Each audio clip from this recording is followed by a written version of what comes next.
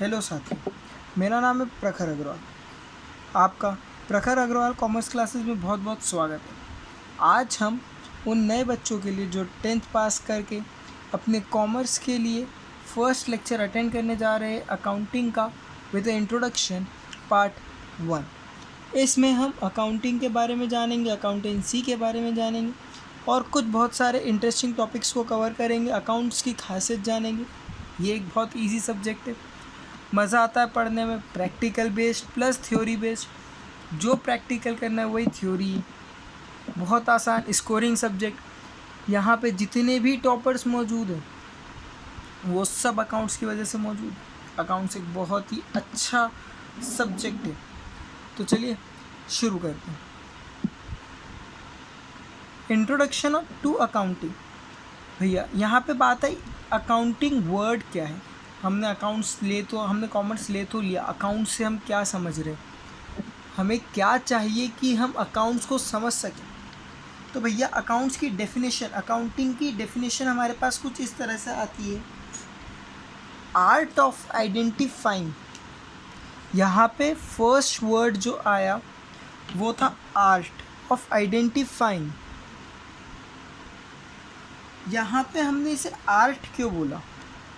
सबसे पहली बात, यहाँ पे हमने इसे आर्ट क्यों बोला?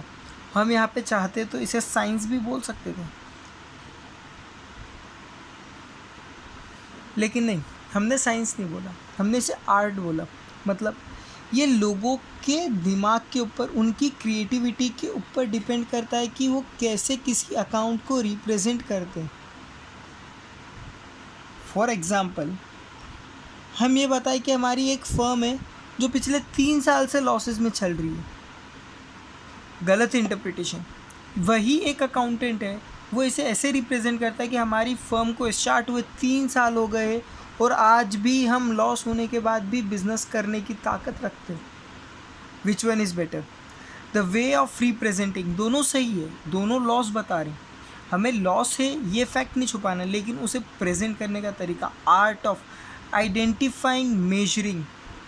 Art of identifying measuring and recording business transactions. अब देखिए, बहुत सारी जगहों पे हमें ये वर्ड सुनने को मिलेगा, बिजनेस ट्रांजैक्शन। तो हम वर्ड ट्रांजैक्शन का मतलब समझ लेते, कोई भी इवेंट जो बिजनेस में होता है। एन एक्टिविटी और an event occurred in business.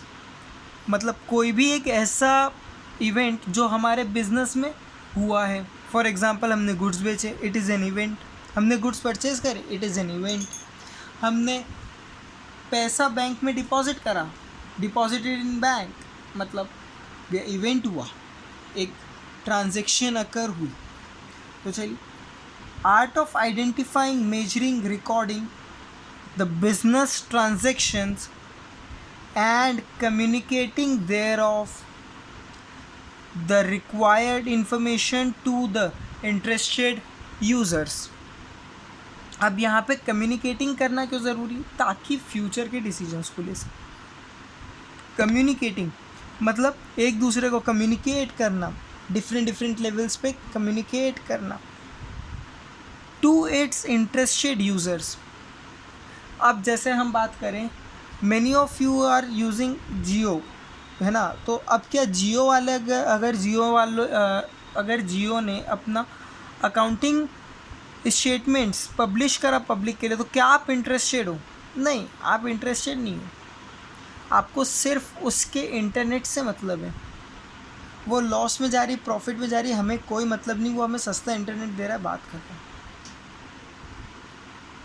वो हमें सस्ता इंटरनेट दे रहा है, बात ख़त्म। तो यहाँ पे अब हम इस डेफिनेशन को थोड़ा सा ब्रीफ में समझ लेते हैं।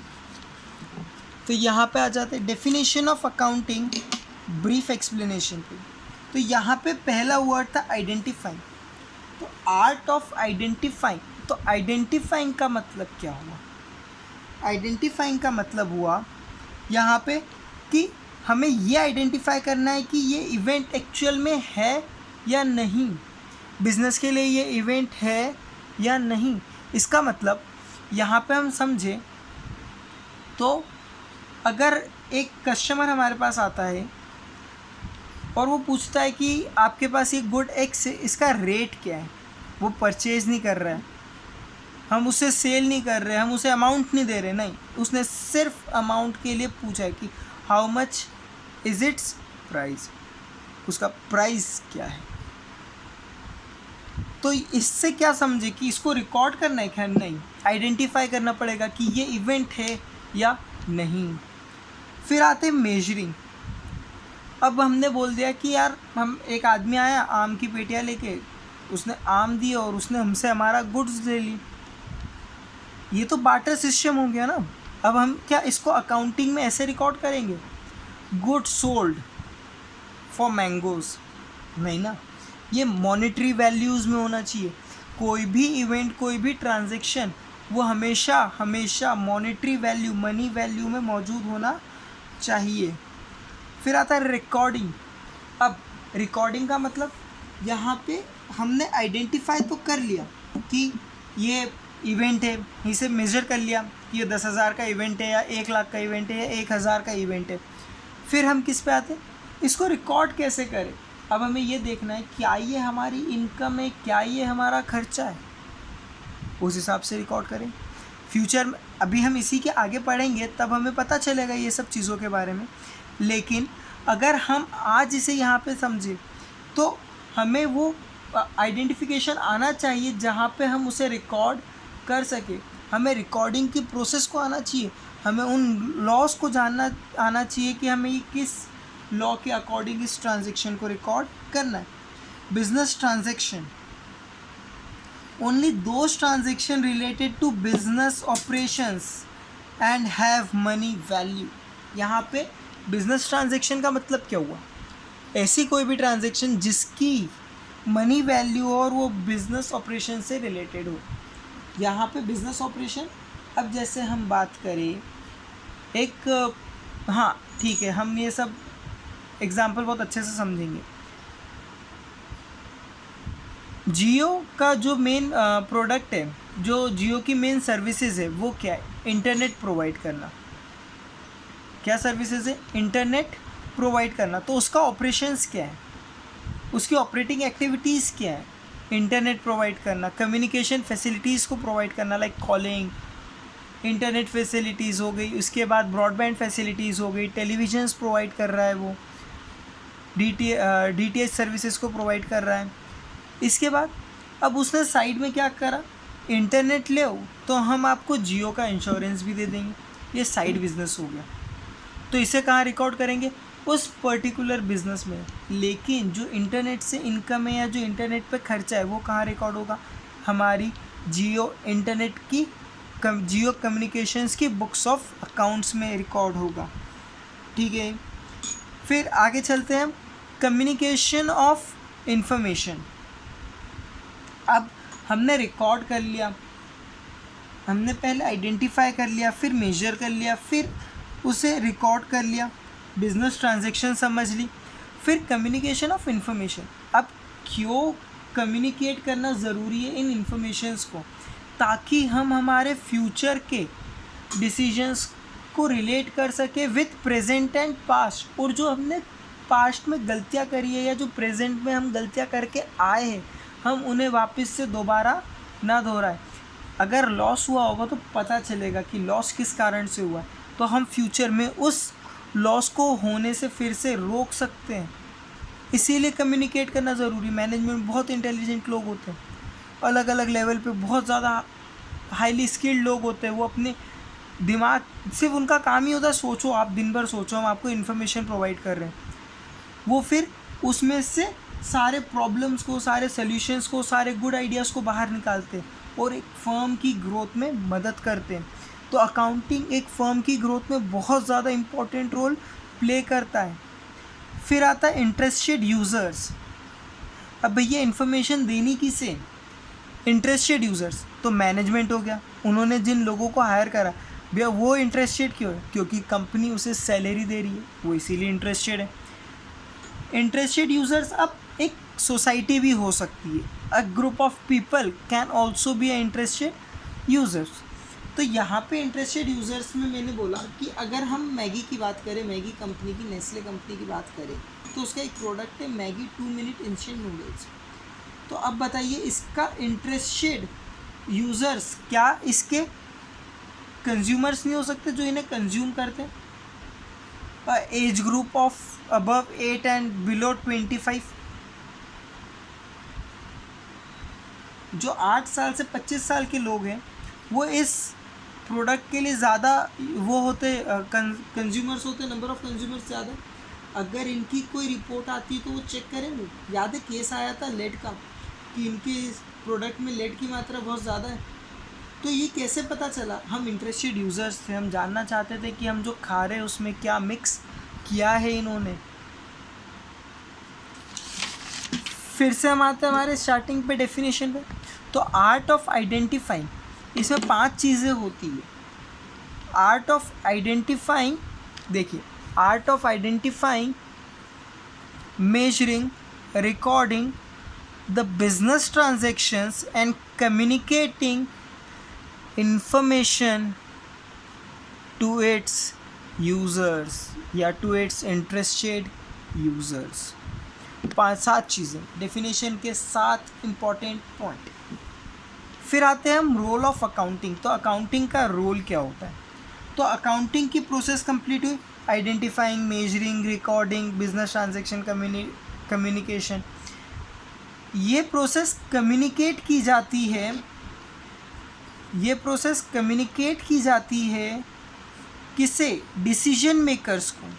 किसे दी जाती है ये इन्फॉर्मेशन? अकाउंटिंग रिकॉर्ड हो गया, कम्युनिकेट हो गया, ये इन्फॉर्मेशन अब किसे दी जा रही है? डिसीजन मेकर को। अब डिसीजन मेकर कोई भी हो सकता है। इंटरनल अगर हम देखें फर्म के अंदर तो it can be a manager, a CEO और any other manager at any department बोल लो आप, एट एनी लेवल बोल लो आप। हर व्यक्ति को ज़रूरत हो सकती है इन्फॉर्मेशन की, उसके रेलिवेंट। और एक्सटर्नल में क्या हो सकता है? हमें बैंक से लोन चाहिए, तो अब ये तो बैंक का डिसीजन है ना कि लोन देना है या नहीं देना है। अगर वो हमारे अकाउंटिंग को देखेगी, हम अगर वो हमारे अकाउंटिंग रिकॉर्ड्स को देखेगी तभी तो वो ये डिसाइड कर पाएगी कि हाँ मैं इन्हें लोन देना चाहता हूँ। बैंक बोलेगा लोन लो। इससे क्या होगा? हमारे पास इकोनॉमिक इवेंट्स का इंक्रीमेंट होगा, हमारे पास इकोनॉमिक इवेंट्स क्रिएट होंगे। अब एक बात समझे, आपको हिंदुस्तान यूनिलीवर के प्रोडक्ट सारी कंट्री में सब जगह सेम प्राइस पे अवेलेबल होते हैं। इसका कारण सिर्फ और सिर्फ ये है कि उनका जो डिसीजन मेकर है, जो डिसीजन बनाता है इंटरनल और एक्सटर्नल, उनके पास सफिशिएंट स्टैटिस्टिक्स होता है जो हमारे कंट्री में उनके सप्लाई को बनाए रखता है और वो हर बार ग्रोथ करते चले जाते हैं। फर्स्टली जब लैक्मे लॉन्च हुआ था तो वो एक सिंगल ब्रांड था, एक इंडिविजुअल ब्रांड था, एक सिंगल कंपनी उसे ओन करती थी। लेकिन आज वो एक ब्रांड है हिंदुस्तान यूनिलीवर का, जो हिंदुस्तान यूनिलीवर उसे ओन करता है। क्यों? क्योंकि उसके डिसीजन मेकर्स के पास उनकी पूरी इन्फॉर्मेशन थी, पास्ट, प्रेजेंट और वो फ्यूचर को प्रिडिक्ट कर पा रहे थे, तो उन्होंने उनका इकोनॉमिक इवेंट को इंक्रीज़ कर लिया। तो चलिए इस साइकिल का एक छोटी सी समरी बना लेते हैं। तो accounting information is communicated to decision makers, ठीक है। Accounting information is communicated to decision makers, whether internal or external users, for future business events या economic events, one and the same thing. फिर हमारा next topic आता है functions of accounting. देखा जाए तो फंक्शन ऑफ अकाउंटिंग जो है वो डेफिनेशन से उठ के आते हैं, आइडेंटिफाइंग, रिकॉर्डिंग। फिर हमने यहाँ पे मेजरिंग वर्ड लिया था, तो अब यहाँ पे मेजरिंग को रिप्लेस करता है क्लासिफाइंग, समराइजिंग एंड इंटरप्टिंग। तो अब देखिए फंक्शंस ऑफ अकाउंटिंग है 5, identifying, recording, classifying, summarizing and interpreting. Identification का मतलब हम समझते हैं, रिकॉर्डिंग का मतलब हम समझते हैं, क्लासिफाई करना, क्या ये हमारे लिए इस साल से रिलेटेड है या फ्यूचर में कई और सालों तक ये चीज़ हमको रिलेट करेगी। इस साल का प्रॉफिट इसी साल ख़त्म। कोई एसेट खरीदी, मतलब कोई हमने ऐसी मशीन खरीदी जो हमारे बहुत लंबे समय तक चलेगी, तो हमें उसका बेनिफिट देखना पड़ेगा कि कितने सालों तक चलेगी। क्लासिफाइंग, समराइजिंग, अब हमें ये बताना पड़ेगा कि हमारे पास ऐसे कितने एसेट्स हैं जो हमारे पास बहुत लंबे समय तक चलेंगे, कुछ कम समय तक चलेंगे और कुछ साल भर में ही ख़त्म हो जाएंगे। हमें क्या करना पड़ेगा, इनका समराइज़ करना पड़ेगा, इनकी समरी बनाना पड़ेगी और रिप्रेजेंट करना पड़ेगा। और इंटरप्टिंग, अब इंटरप्शन का मतलब क्या हुआ, हम किसी को दखल नहीं देना चाहते यहाँ पे, लेकिन इंटरप्टिंग का मतलब ये होता है कि अगर किसी को कोई गलत लगता है कि यार नहीं, यहाँ पे ये चीज़ इस तरह से रिकॉर्ड नहीं होनी थी, इसे दूसरे वे में रिकॉर्ड होनी थी, तो हम उस पर चर्चा करेंगे, हम उस पर डिबेट करेंगे, फिर हम उससे फिर से रिकॉर्ड करेंगे, सही करेंगे, करेक्शन करेंगे हमारी बुक्स ऑफ अकाउंट्स में। ऐसा नहीं है कि बुक्स ऑफ अकाउंट में करेक्शन नहीं होता है, बिल्कुल होता है। पत्थर की लकीर नहीं, हो गया जो हो गया, नहीं, ऐसा नहीं। यहाँ पे हम इसे डेफिनेटली एडिट कर सकते, लेकिन after a proper debate and proper evidence. तो अब फंक्शन ऑफ अकाउंटिंग से मेरे को एक डेफिनेशन बनाने का आइडिया है, तो चलिए ठीक है, बनाते हैं definition. Accounting is an art, पुरानी डेफिनेशन का ही पार्ट ऑफ। अब पहला function identifying, second recording, third classifying, fourth summarizing and fifth interpreting. पहले वाली डेफिनेशन में कितने थे, 7, यहाँ पे कितने हैं, 7, 5 तो function. Accounting is an art of identifying, recording, classifying, summarizing and interrupting of business transaction and provides information to its users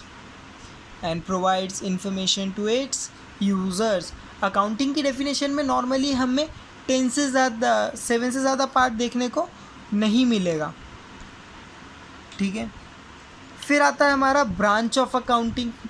तो ब्रांच ऑफ अकाउंटिंग क्या बोलता है भैया, ब्रांच ऑफ अकाउंटिंग मतलब जैसे कि हमारे पास ब्रांच ऑफ साइंस है, फिज़िक्स, केमिस्ट्री और बायो, और भी कुछ और होगी, तो यहाँ पे ये ब्रांच है डिफरेंट।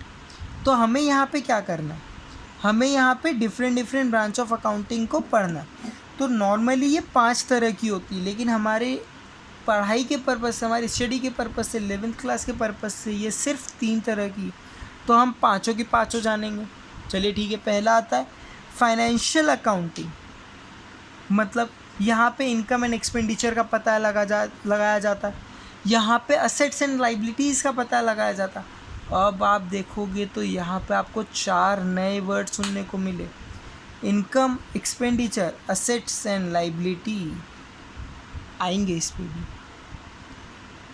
कॉस्ट अकाउंटिंग, यहाँ पे हमें बिजनेस में होने वाले खर्चों को पता लगाना है, हमें यहाँ पे बिजनेस में होने वाले खर्चों को पता लगाना है कि कितना खर्चा हो रहा है बिजनेस ऑपरेशंस को करने में। अब जैसे कि जियो का जो इंटरनेट है वो 399 का है, अगर उसकी कॉस्ट 399 से ज़्यादा है तो वो कैसे उस पार्ट को, अपने उस यूनिट को सेल कर पाएंगे, क्योंकि उन्हें तो लॉस हो जाएगा ना। तो उनका एक्सपेंडिचर उन्हें आइडेंटिफाई करना है कि वो कैसे अपने खर्चों को अपने एक्सपेंडिचर के साथ मैच कर पाते। हाँ, अगर उनके पास जैसे कॉस्ट निकली 350 की, मतलब 350 की, तो उन्होंने 400 में बेच दिया, ठीक है, 50 रुपीज़ का प्रॉफिट। तो ये 350 कैसे निकले, कॉस्ट अकाउंटिंग के थ्रू निकली। फिर आता है मैनेजमेंट अकाउंटिंग। मतलब यहाँ पे अब बात आ जाती है कॉस्ट प्लस फाइनेंशियल मैनेजमेंट की, कॉस्ट प्लस फाइनेंशियल अकाउंट्स की। मतलब यहाँ पे हम दोनों का यूज़ करके मैनेजमेंट को देते हैं और मैनेजमेंट से बोलते हैं कि आप डिसीजंस लो। क्लासमेट पहले सिर्फ नोटबुक्स बनाता था, उसके मैनेजमेंट ने बोला कि हमारी नोटबुक्स पॉपुलर है, हमें पेन्स भी बनाना चाहिए, हमें पेंसिल्स भी बनाना चाहिए, हमें ज्योमेट्री किट्स भी बनाना चाहिए, हमें कलर्स भी बनाना चाहिए। वो उन्होंने धीरे धीरे करके अपने पूरे बिजनेस को एक्सपेंड कर लिया, starting from a notebook to a eraser. उनके पास आज हर चीज़ अवेलेबल है, कारण उनका मैनेजमेंट बहुत ज़्यादा अच्छा था।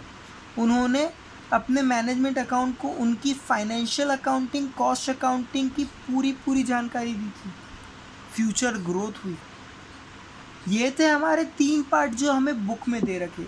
अब इसमें 2 पार्ट और आते, tax accounting and social accounting. तो सोशल अकाउंटिंग आजकल एक नया कॉन्सेप्ट चला है। इसका मतलब ये होता है कि आप दान धर्म करो, आप अच्छा क्वालिटी दो, रिजनेबल रेट्स पे दो, इजीली अवेलेबल कराओ। इन सब का जो ध्यान रखता है, ये सब क्या होता है? Social accounting. और टैक्स, टैक्स तो हमने सब जगह सुना, टैक्स इतना ज़्यादा है, टैक्स इतना ज़्यादा है। तो टैक्स अकाउंटिंग अलग होती है। आपने इसको खर्चा नहीं माना, इसको भी खर्चा मानो, ये खर्चा है। अब एक बात जैसे हम देखिए, हमने एक फैक्ट्री में बहुत सारी लाइट्स लगा रखी, वो बोले बिजली का बिल खर्चा ही नहीं होता। नहीं, खर्चा नहीं, मानना पड़ेगा खर्चा। आपने कोई अपनी फैक्ट्री का एक छोटा सा पार्ट रेंट आउट कर रखा है और आप बोला रहे काहे की इनकम, छोटी मोटी इनकम, ऐसा नहीं होता है। उस इनकम को भी रिकॉर्ड करना पड़ेगा। टैक्स पर्पज से इनकम तो है, और वो फर्म बिजनेस से ही इनकम हो रही, बिजनेस की फैक्ट्री है, हमारे बिजनेस की फैक्ट्री, हमने उसका एक पार्ट छोटा सा रेंट पे दे रखा है, तो हुआ तो बिजनेस से रिलेटेड।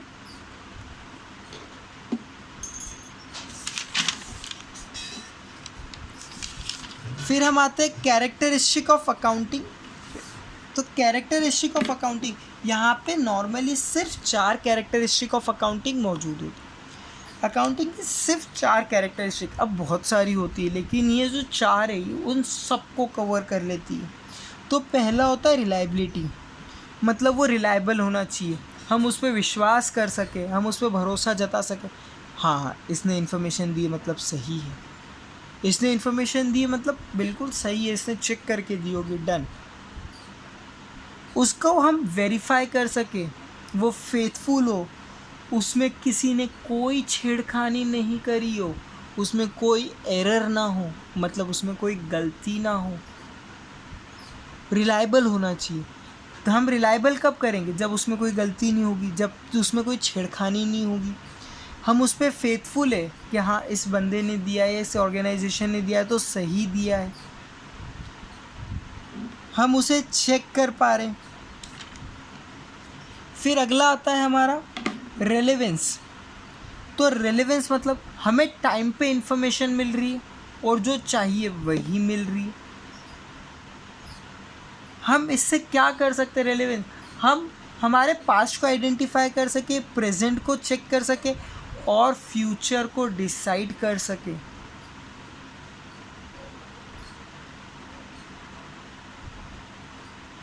फिर आता है अंडरस्टैंडेबिलिटी। अंडरस्टैंडेबल होना चाहिए, मतलब वो समझ में आना चाहिए। अब क्या हुआ कि इन्होंने अमाउंट जो है वो पूरे जो अकाउंट्स है वो इंग्लिश में बना और अमाउंट्स हिंदी में लिख दी। हिंदी के नंबर सबके लिए समझना पॉसिबल नहीं आज की तारीख में, क्योंकि हम सब इंग्लिश मीडियम स्कूल से पढ़ रहे हैं, हमें वहाँ पे सब 1 2 3 हिंदी में सिखाया जाता है। हम न्यूमेरिकल्स को, हम नंबर्स को इंग्लिश में पढ़ना ज़्यादा आसानी से सब जानते हैं। तो भैया उन्हें ऐसी एक ऐसी लैंग्वेज का यूज़ करना चाहिए जो मैक्सिमम नंबर ऑफ लोग समझ सके, जैसे कि इंग्लिश के न्यूमेरिकल्स आप यूज़ करो, आप हिंदी में लिख रहे हो ठीक है, इंडिया में हर कोई हिंदी जानता है, लेकिन बाहर के लोगों का क्या? तो आप ऐसी लैंग्वेज यूज़ करो जो मैक्सिमम जगह पे यूज़ होती है। फिर यहाँ पे उसे प्रॉपरली कम्युनिकेट किया जाए। मैंने पूछा कि अगर मैं अमूल कंपनी से पूछता हूँ कि आपके पास एक दिन में कितने क्वांटिटी मिल्क आता है, तो वो बोलते हैं कि क्या बताए, 100 भैंसें दूध देती जब आता है। ये क्या रेलेवेंट इन्फॉर्मेशन मुझे सही से कम्युनिकेट की गई? नहीं, उन्होंने आ जाते हैं 200-250 डब्बे आ जाते हैं, ऐसा होता है क्या? नहीं, 2 या 250, 200 या 250, एक अमाउंट बताओ। अब उन्होंने बोला कि हमारे पास हर दिन 1000 लीटर ऑफ मिल्क आता है, एक एग्जांपल ले रहा हूँ, 1000 बहुत छोटा अमाउंट है उनके लिए, वो ऑलमोस्ट 1 लाख लीटर के ऊपर आता होगा उनके पास। तो 1000 लीटर आता है, उन्होंने एक क्वांटिटी दी है जो मेरे को समझ में, उन्होंने कम्युनिकेट करा है प्रॉपरली, इतने कंटेनर्स आते, कुछ इतने हैं, कुछ इतने, समझ में नहीं आ रहा है, हाँ लेकिन 1000 लीटर समझ में आ रहा है। कंपेरेटिबिलिटी, मैं यहाँ पे उसे कंपेयर कर सकूँ अपने किसी भी दूसरी फर्म से, जैसे अमूल के लिए साक्षी हो गई, मैं उन दोनों की बैलेंस शीट को या मैं उन दोनों के फाइनेंशियल स्टेटमेंट्स को एक साथ रखूँ और पढ़ाई कर सकूँ कि हाँ इनके पास इतना दूध आता है, इनके पास इतना आता है, इनके पास इतना चीज़ बनता है, इनके पास इतना बनता है, इनके इतने प्रोडक्ट्स हैं, इनके इतने प्रोडक्ट्स हैं, इनका मार्केट एरिया इतना बड़ा, इनका मार्केट एरिया इतना बड़ा। तो मैं फर्म को आइडेंटिफाई कर पा रहा हूँ कि कौन सी फर्म डेफिनेटली यहाँ पे बड़ी है।